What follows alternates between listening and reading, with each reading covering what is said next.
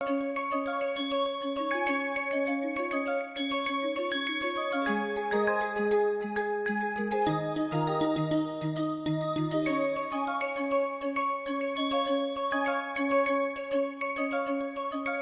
everyone, welcome to the next video in the course. So we are started discussing this third phase of the course, third and final phase of the course, where we'll be discussing experimental evolution, how to perform these experiments in lab, and what are sort of the lessons that we learned. And as we started out last time, that there are three ways of doing evolution experiments in lab with microbial organisms, and we discussed one which is the most widely used technique called serial subcultures, and we discussed some of the aspects and properties related with it. If you study microbial evolution experiments in lab, well over 90% will be of the nature of will be conducted in a way that we discussed in the previous video. However, there are two more ways of doing evolution experiments in lab, and in this video we will discuss these two other ways, and then we will move to experiments and some experiments that I think are interesting, valuable. Some of them throw surprises as us, and how can we and they open a window as to how we can see evolution taking place in real time right before our eyes. We'll start with that next video onwards. So just to recap, the first method of doing evolution experiment was serial subculture, and the advantage is why it's so widely used is, first of all, the logistic ease of doing experiment this way is very easy. You can have hundreds of parallel test tubes going on. So if you want to study questions such as repeatability of evolution, you can have 100 populations evolving in the same identical environment and see what happens. That's sort of the major advantage that we saw. However, the main disadvantage was this with serial subculture was that during the phase of growth,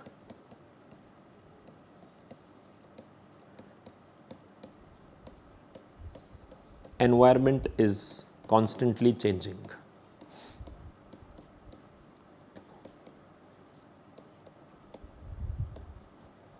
And we sketched this graph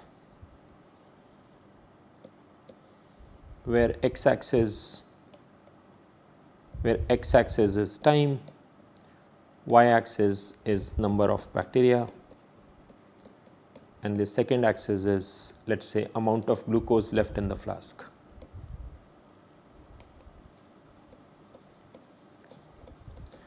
And we saw that the problem here is that if we represent number of bacteria with green, we start with N0 and this number increases to some NT, and then we subculture again and bring the number back to N0. But if we look at glucose resources, amount of resource left in the environment, we start with some concentration of glucose resource which is given by this number, and as growth is taking place, this number goes down to 0, all the glucose is used up. So what the population is responding to during its growth phase is very high amounts of glucose, because there are not many consumers. The demand for glucose is very low because the number of individuals in the culture is very small, but the availability of the resource is huge. Then we enter a window where demand and supply are in about the right size. There are decent number of individuals, there is still lots of glucose left, and every individual is about to grow exponentially. But then we enter into this phase where demand for resource glucose is huge, but the supply is now barely there. So as a result of that, in every cycle of this growth period that we saw, if we look at number of bacteria with time, in every cycle we saw that this was going on. This was the growth phase, then we do maybe a 1:100 dilution, and then we do this again, and then we do this again. And we have these bust and boom type of experiments where the populations go bust, we apply a huge dilution factor, and then they increase in number through the 24-hour period of growth. It could be 24, it could be 12, and so on and so forth. But the point is that during this window of growth, selection changes. So while we say in this experiment that we are growing, we are studying the adaptation of glucose on low environment, we are studying the adaptation of E. coli population in an environment where amount of glucose is low. While we may be saying that, in reality this selection pressure is changing with time. Early on glucose isn't really limiting, and very late on it's highly limiting, and so on and so forth. So selection is changing with time, and it's to this changing selection that we are studying the population's response in an experiment such as this. And to counter this problem with cereal subculture, we have the second experimental technique, which is using chemostats. Now, chemostat is something that we have discussed a lot during the course. If you think about it, no environment is truly batch. If you think of any ecological niche, whether it's a pond, whether it's our intestines, whether it's soil, no environment, no ecological niche out there is a truly batch culture which is just closed from the rest of the world in terms of exchanging material with it. If it's our intestines we are talking about, we continuously drink liquids and consume food, and these act as nutrients. These are sterile things that we are eating, and these act as nutrients to propel further growth. But we are also shedding bacteria out every time we go to the restroom or something, and then so there is an in and an out stream. If we think of bacteria in a soil environment, there is a constant exchange of matter with the environment. Rain brings in liquid, trees have their leaves falling, as a result organic matter is brought into the soil, there are bacteria dying, newer species are brought in by migration, wind is blowing, and so on and so forth. So every environment is exchanging energy and matter with its surrounding. Every niche is doing that, and hence because of this exchange process, every niche can be thought of as a chemostat in some sense. That exchange, that inlet and outlet stream that we have been drawing in a chemostat is constant V0 entry and constant V0 exit. Those entities might not be very strict, they might not be constant with time, but these inlet and outlet streams are part of every ecological niche. So chemostat is a good approximation of any niche that we might be considering. So this is the inlet stream, this is the outlet stream,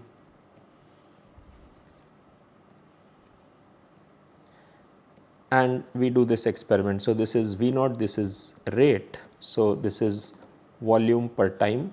What is the rate at which fresh liquid is coming in and spent liquid is going out, and this is capital V, which is volume of the chemostat or the reactor. So let us look at this for a little bit. Chemostat.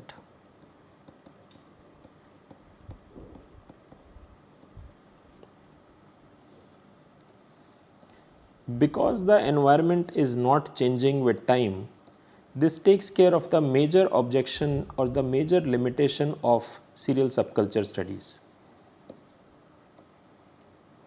Now this is constant with time because we have this very slow infeed of V0 and very slow rate V0 at which spent media is taken out. And this is well stirred. The environment inside is not changing with time.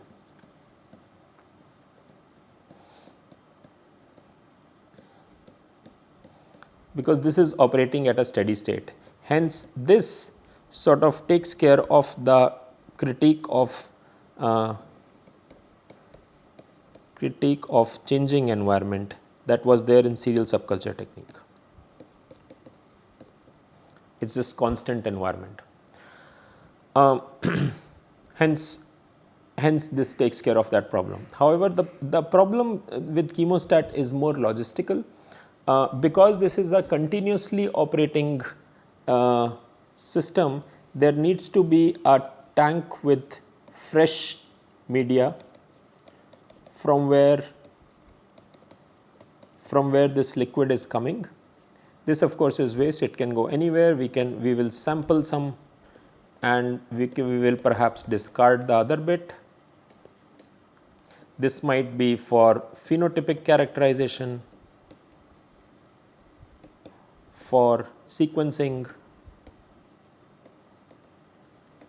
So, all this will happen, but the problem is, and this has obviously many moving parts. There is a motor involved here which is doing this rotation, and all through this while, and as we will see when we discuss these evolution experiments, these experiments can go on for years. We saw that with a 1:1000 dilution, we process about 3.5 thousand generations in 1 year.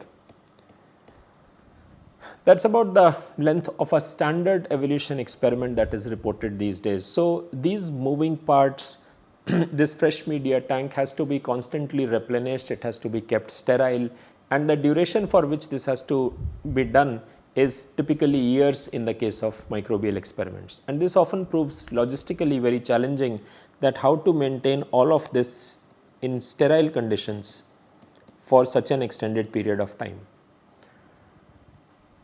Secondly, serial subculturing offered us this easy extension of the experiment, that instead of just doing transfers in one tube, I can set up 100 such tubes, and each one of these 100 lines is processing parallelly.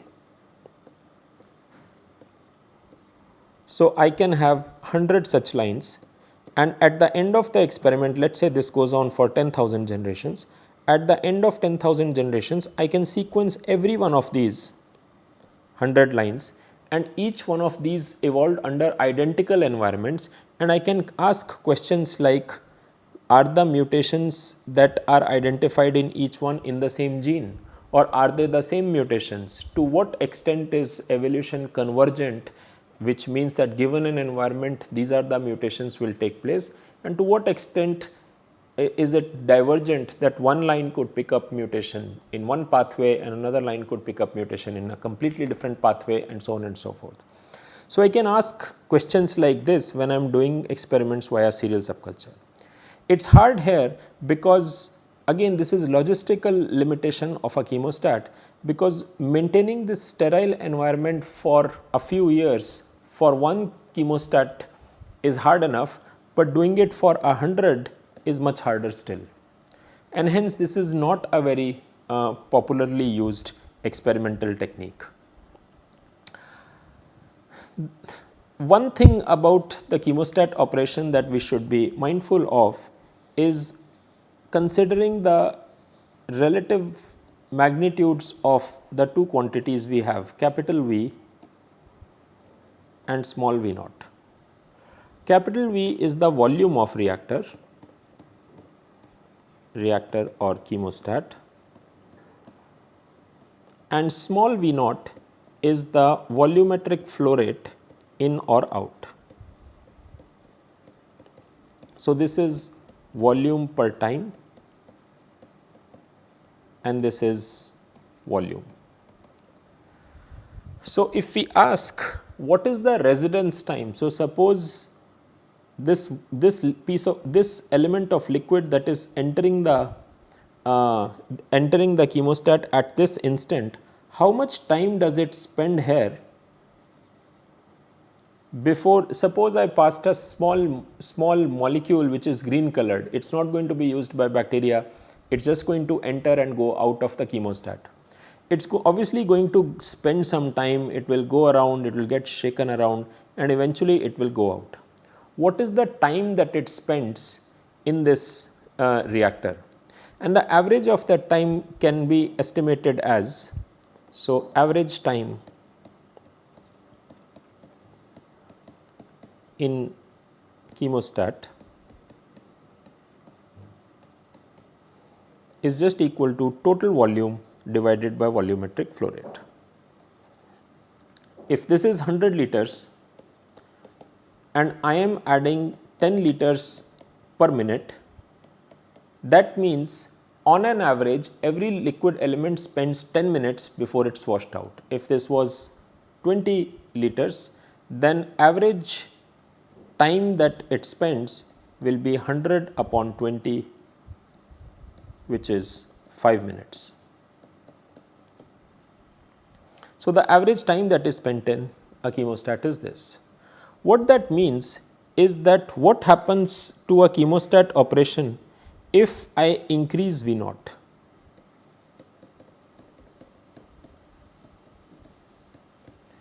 If I increase V naught too much, then what is going to happen? Imagine this chemostat which is 100 liters, but my V naught is 20 liters per minute, which is quite substantial. That means liquid is just rushing in and rushing out. That means every element only spends 5 minutes in the chemostat. That means I am washing away bacteria at this high rate, that in 5 minutes this chemostat will be emptied if this inlet stream was stopped for some reason. In 5 minutes it will all be gone. Also with V naught I am removing certain bacteria.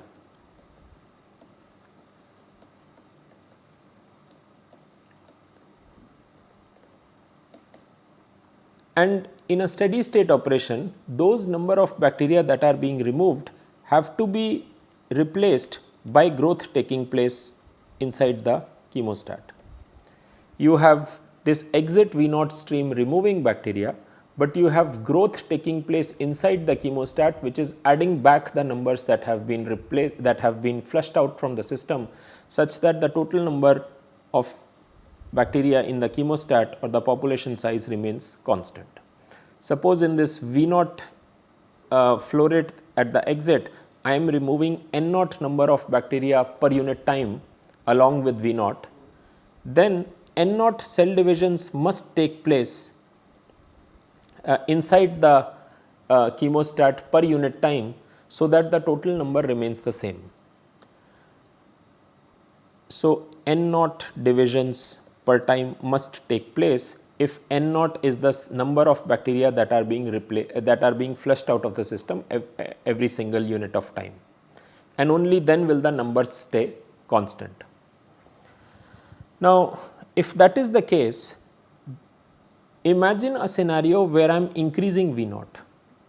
If V naught is increased beyond a certain limit, then what you are asking is that you are increasing the if V naught is increasing, N naught is increasing, and if N naught is increasing, that means you are saying that in per unit amount of time, these N naught divisions must happen in the chemostat to keep the numbers same.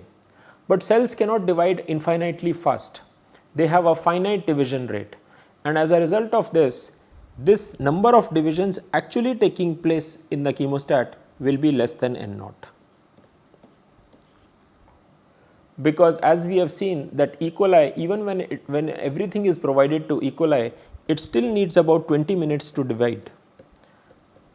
But if my removal rate is so high, so that the numbers can only be kept constant if E. coli can divide in 10 minutes, then that is not going to be possible, because E. coli cannot divide in 10 minutes. As a result of this, I am removing more, but cell division is not adding the same amount. As a result, the number inside the chemostat drops down.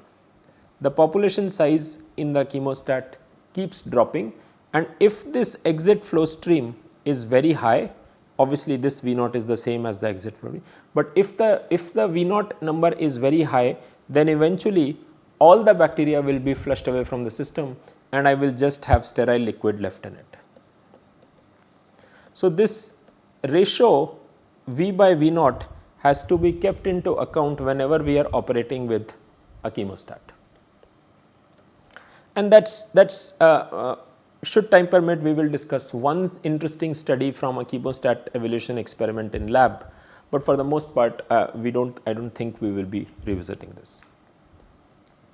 The third way of doing evolution experiment is a somewhat less frequently used, but it is a technique that is used to ask a very specific type of questions. and this technique is called mutation accumulation.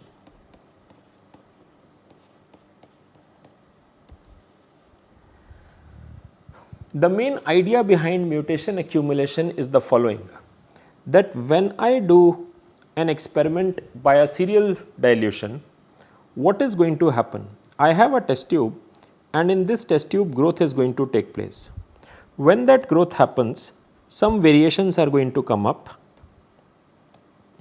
and let us say green variation is good, that it increases growth rate in the environment in which I am doing this experiment, and red variation is bad in that it reduces growth rate. So, when I subculture this in a serial subculture, when I do this subculture in the next test tube, the green guys are going to, the progeny of the green individual are going to outcompete, and I will be left with something like this. And if I subculture one more time, it will perhaps be all green individuals, the the black has been completely eliminated. In fact, what might happen is that a new great mutation indicated by blue here has come up in the population, and as we go forward in time, the blue individuals are going to outcompete the green individuals, and this process will keep on repeating itself, newer mutations will keep on coming. But what is to note here is that in an experiment like this, mutations that are happening in the test tube are of three kinds: neutral,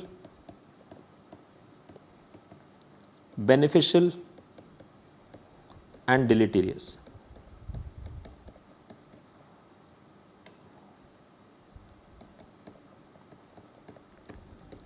Beneficial mutations are fine because they are being selected, and those are the mutations that we see as an output of the experiment.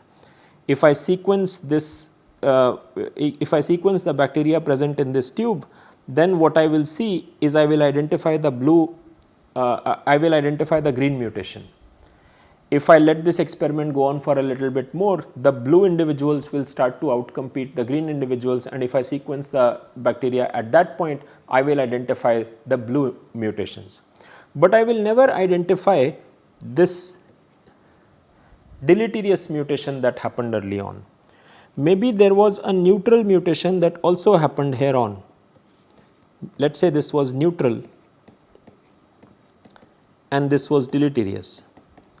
I never get a sense of how many deleterious mutations happened, how many neutral mutations happened, and how many beneficial mutations happened.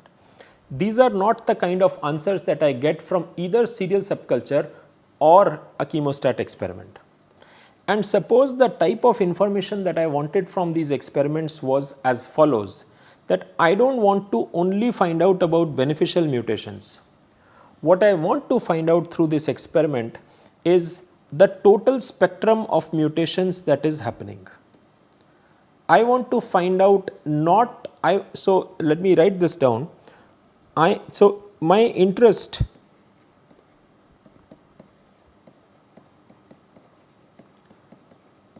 is not adaptive mutations, those that increase fitness, and both, whether it is serial subculture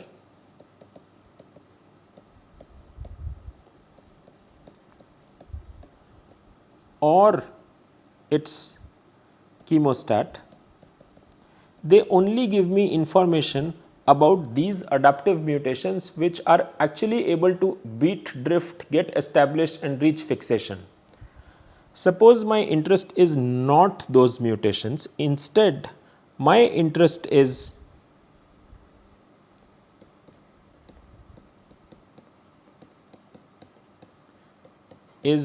in figuring out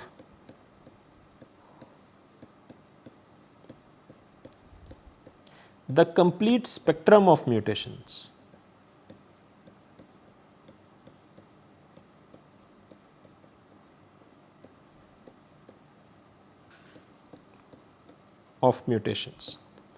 I want to find out what percentage of mutations are neutral mutations, what percentage of mutations are beneficial, and what percentage of deleterious. What is the distribution of fitness effect associated with each of these type of mutations? Suppose that is what I wanted to find out, then these approaches will not work and I need a new way to do an experiment. And the key requirement of doing that experiment is that in order to answer this question, I must design an experimental technique where selection does not act. Because if I let selection act, then selection is going to get rid of deleterious mutations. Selection is going to make it really hard for a neutral mutation to reach fixation. Remember, fixation probability of a neutral mutation was 1 upon n. In a large population size, that is really hard. So, I want to get rid of selection in an experiment, and mutation accumulation experiment helps us accomplish that. In such an experiment, evolution takes place only by drift. And I will quickly explain how does that take place. Imagine you have a population of bacteria.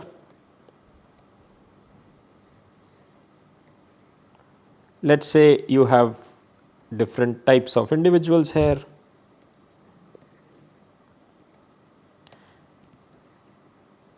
Let's do one more. I don't want to give selection a chance so that these 5 will compete between themselves and the more fit amongst them will win. So, what I will do is I will take this and I will spread them on a solid plate. So, this is a Petri plate,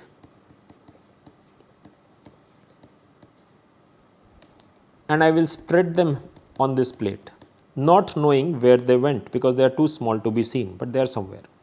Then I will let this plate grow at 37 degrees Celsius, let us say this is E. coli, overnight. What will happen is that these 5 individuals, wherever they landed up, because growth conditions are great, sufficient time is there, temperature is there, nutrients are there on the plate, they will start dividing. And when I come in the next morning, I will see these 5 little mounds, each is full of bacteria.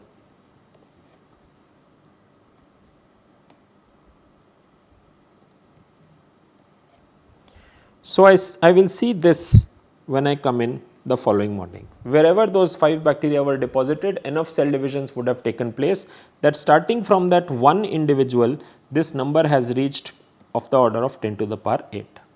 And obviously, in these cell divisions, mutations have already taken place, because cell division occurs with a certain error rate in the DNA that is given to the progeny. Then, because I do not want selection to take place, I pick one of these colonies completely randomly. I randomize the process and maybe I will pick this one. This colony has 10 to the power 8 cells. I will pick any 5 out of them randomly and plate them on a fresh plate. And I repeat, this plate will then again be allowed to grow at 37 degrees Celsius overnight, and these individuals will grow up to become these mounds which are called colonies, and then I will again pick another colony. So, every aspect of this experiment is randomized and there is no place in which selection is acting. The choice of this individual, the choice of these 5 individuals was random. Then when I come in the following morning and I select one of these 5 colonies, that choice of which one of these 5 colonies is random. This colony has 10 to the power 8 cells. Out of these 10 to the power 8 cells, I am picking 5 randomly and I am spreading them on a plate, not knowing where they are going. And the following morning when I come, these 5 would have again grown to 5 colonies, and I will pick one of them again randomly. So, every aspect of this growth experiment is random. As I keep doing sufficient number of these transfers from one plate to another, what will happen that sooner or later I will start selecting cells which are now carrying mutations. And these are mutations that have been that are being selected only on the basis of chance events. Selection does not have anything to do with it. And if I do this experiment for a sufficiently long time, this individual that I am selecting would have accumulated a lot of mutations in its genome. And I will sequence those mutations and then individually characterize each one of them, which will help me answer questions like how many mutations that happened were neutral, how many were beneficial, how many were deleterious. Again, the point being that I allowed these mutations to accumulate in a genome without selection acting, because if selection had acted, it would have gotten rid of bad mutations and only selected good ones. I do not want that. I want to let all sorts of mutations take place, and that is what happens in this experiment. And after, typically this is done for maybe a few hundred transfers. After a transfer of few hundred times on different plates, I will get many mutations, and that gives me an answer regarding not only what is the nature of mutations, but also what are the mutation rates associated with each species in a particular environment. So, again, this is the key for us to note here is that in a mutation accumulation experiment, I let mutations accumulate, but without the action of selection. Mutations accumulate only under drift, and that allows me to answer questions related to nature of mutations. That completes our discussion of how 3 types of evolution experiments can be done in lab. Next video onwards, we will start with our first discussion of our first evolution experiment that we will discuss. We continue with that in the next video.